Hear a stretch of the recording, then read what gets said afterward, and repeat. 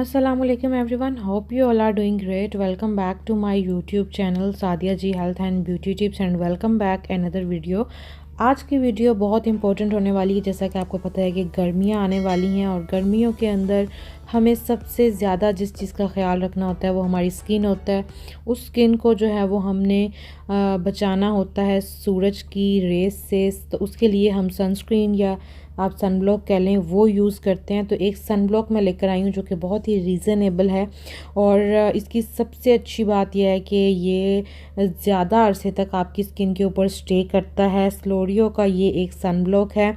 मैं आपको इसको यूज़ करके भी दिखाऊंगी, इसका प्राइस भी बताऊंगी, सब चीज़ें बताऊंगी। तो चलें जी वीडियो को स्टार्ट करते हैं।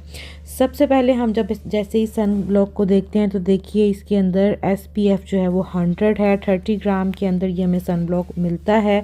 ये सन ब्लॉक जो है वो कम से कम 5 से 6 घंटे जो है वो आपकी स्किन के ऊपर रहता है और आपको सन की जो रेज़ हैं उससे बचाता है।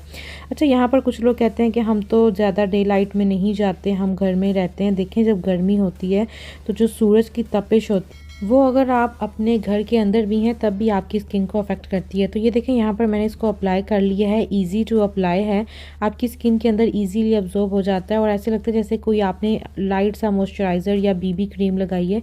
इसका जो टेक्सचर है वो बहुत ज़्यादा क्रीमी शेड में है।